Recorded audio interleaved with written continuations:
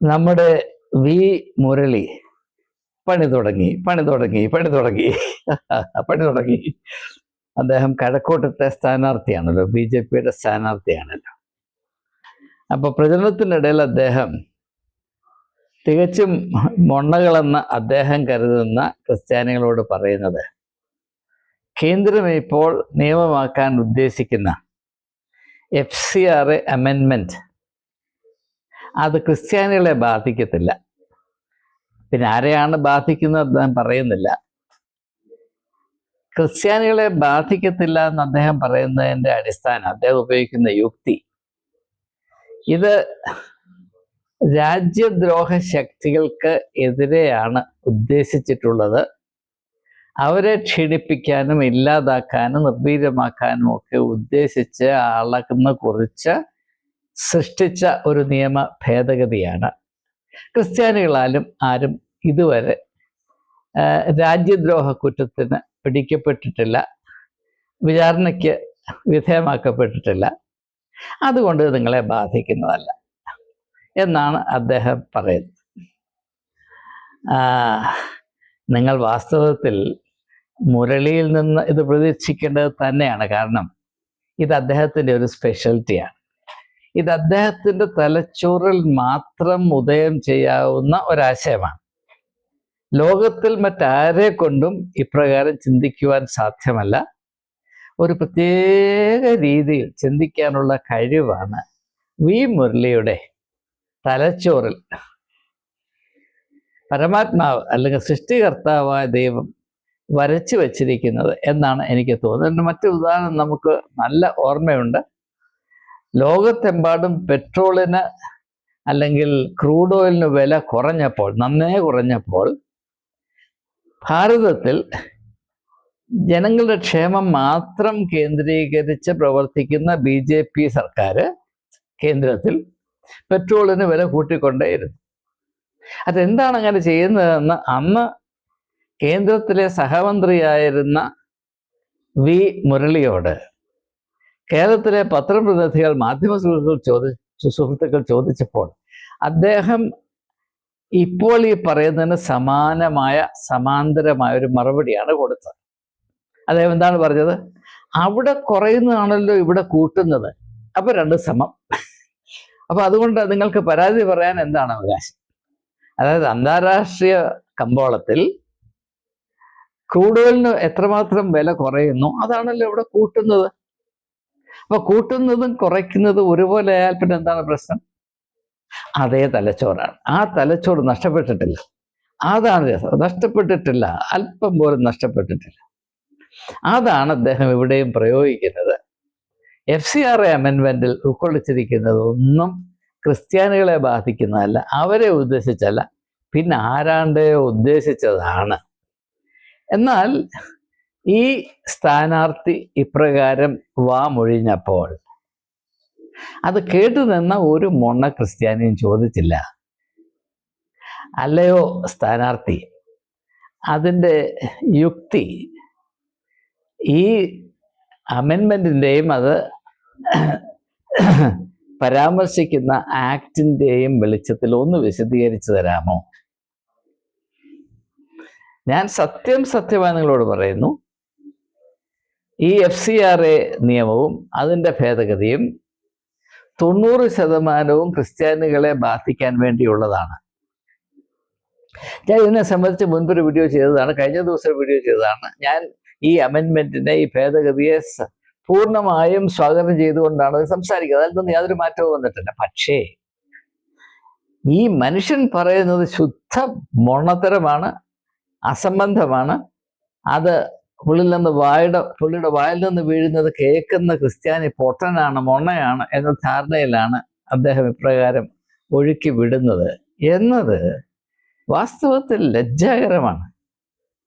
ഒരു സ്ഥാനാർത്ഥി പൊതുരംഗത്ത് ചില കാര്യങ്ങൾ പറയുമ്പോൾ അതിന് കുറച്ച് സ്റ്റാൻഡേർഡൊക്കെ വേണം. FCRA നിയമങ്ങളും അതിൻ്റെ ഭേദഗതികളും ഭീകരപ്രവർത്തനങ്ങളെയും അല്ലെങ്കിൽ ദേശദ്രോഹ പ്രവർത്തനങ്ങളെയും നിയന്ത്രിക്കാൻ മാത്രമുള്ളതാണ് എന്ന് പറയുമ്പോൾ ഒരു ചെറിയ ചോദ്യം ചോദിക്കണം. പിന്നെ എന്തിനാണ് വിദേശത്ത് നിന്ന് കൊണ്ടുവരുന്ന സ്വത്ത് കൊണ്ട് FCRA കൂടെ കൊണ്ടുവരുന്ന പണം കൊണ്ട് ഏതെങ്കിലും സ്വത്ത് ഇവിടെ ആർജിച്ചാൽ അത് സർക്കാർ ഏറ്റെടുക്കുമെന്ന് പറയുന്നത് എന്തുകൊണ്ടാണ്?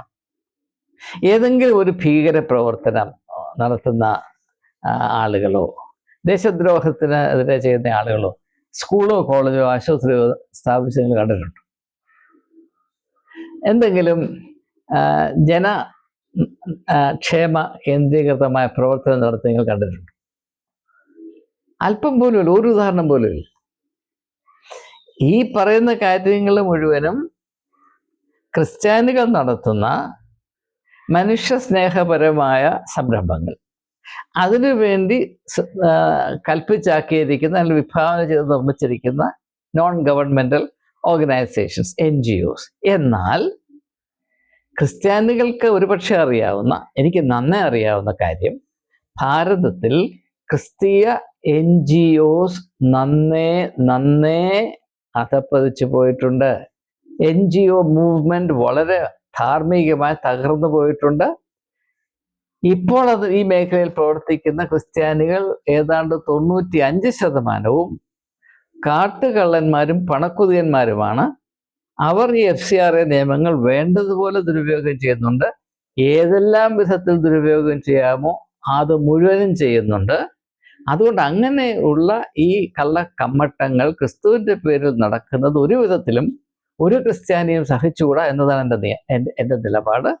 അതുകൊണ്ടാണ് ഇങ്ങനെയുള്ള അധാർമികമായ പ്രവർത്തനങ്ങൾ യേശുവിൻ്റെ നാമത്തിൽ നടത്തപ്പെടുന്നതിനെ തടയുവാൻ പര്യാപ്തമായ ഭേദഗതികളോ നിയമങ്ങളോ കൊണ്ടുവരുമ്പോൾ ഞാനതിനെ സഹർഷം സ്വീകരിക്കുന്നത്. യാതൊരു സംശയമില്ല. അപ്പോൾ ഇത് ക്രിസ്ത്യാനികളെ ബാധിക്കത്തില്ല എന്ന് പറഞ്ഞാൽ അത് ശരിയല്ല. അത് ഇതിൻ്റെ യഥാർത്ഥത്തിലുള്ള ഉദ്ദേശം എന്താണ് എന്ന് മറച്ചു വെച്ചുകൊണ്ട് ഈ മനുഷ്യൻ മനസാക്ഷി ഇല്ലാത്തത് കൊണ്ട് ജൽപ്പിക്കുകയാണ്. ഈ ഒറ്റ കാരണത്താൽ അയാളെ തോൽപ്പിക്കണമെന്നാണ് എനിക്ക് പറയാൻ.